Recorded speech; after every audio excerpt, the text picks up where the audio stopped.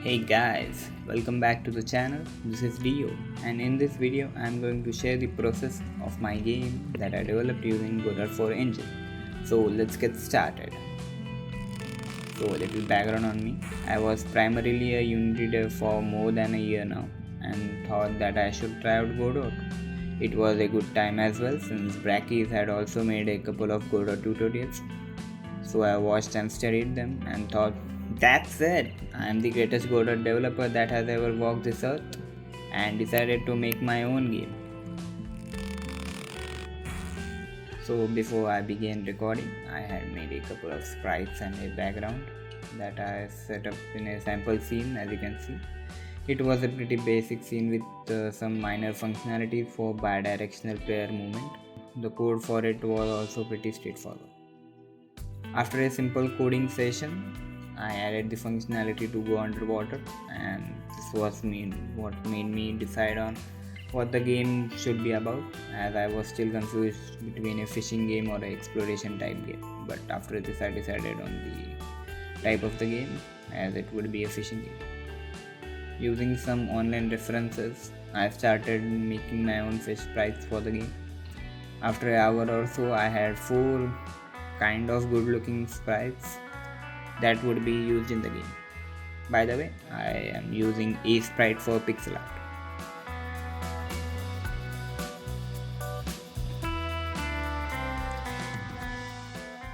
After importing the fish sprites in Godot and writing some ass code, the fish in the game were now being randomly generated every time the game is restarted. It was a good start for me.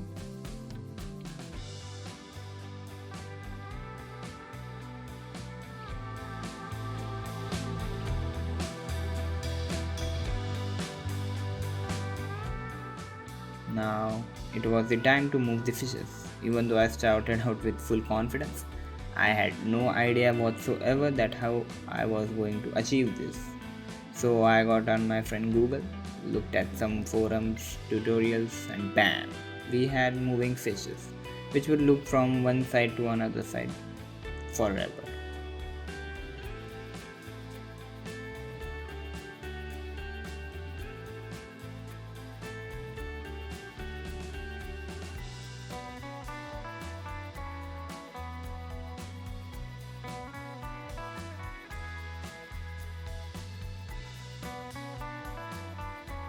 After writing some more as code, now the fishes were being instantiated by the script rather than me having to put them in the scene one by one.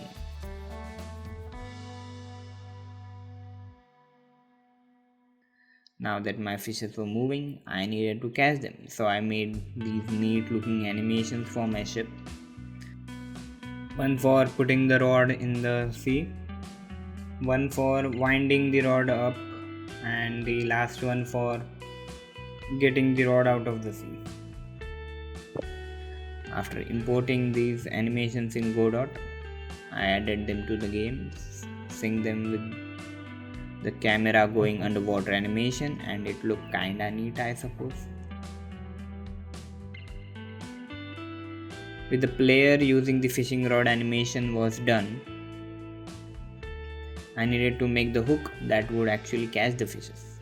It would have to start from where the player had landed the fishing rod and would stretch to the bottom of the sea.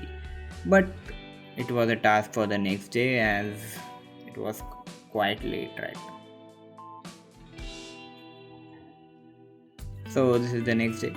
I wrote some freaky code, got some sound effects, and tada! The functionality for fishing hook has been added. So here the player would use the spacebar to hold the fishing rod in the back. The longer the player would hold the rod, the deeper it will go. It was similar to the functionality in Stardew Valley, where the longer the player hold the rod, the farther it will go.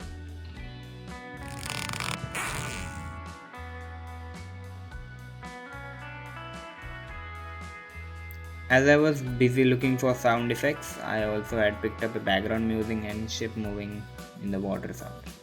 It took me a shameless amount of time to get a good background music and ship in the water sound effect. It was so long that I was almost thinking of making it myself, but thankfully I got some before that. Due to all the sound effects and background music, the game had gotten a great ambience, even though gameplay was as.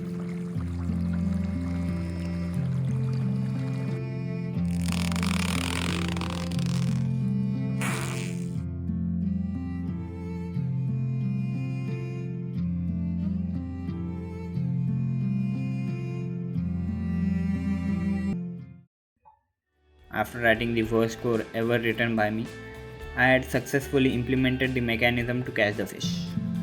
Due to the fishes being spread over a wide range, the game had become a game of patience where the player would have to wait for the fish at least a few seconds, which, in my opinion, made it more similar to real fishing, I suppose. Now that all the functionality was implemented, I made a main menu with the play and quit option. Also added this wave shader that I got from Godot.shaders.com, and the main menu was looking kinda okay. Moving on to the actual game, I added a exit button on the top right corner to get to the main menu and a fish counter on the top left corner to indicate the number of fishes caught by the player. I also added a really good looking shader that I also got from Godot.shaders.com for the surface of the water. And with that, the game was ready to be exported and played.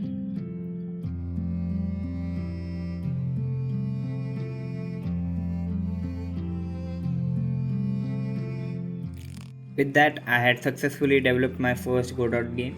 Overall, it was a great experience, and Godot was really fun to use. And I would recommend Godot to anyone wanting to try out game development but not wanting to go on the route of Unity.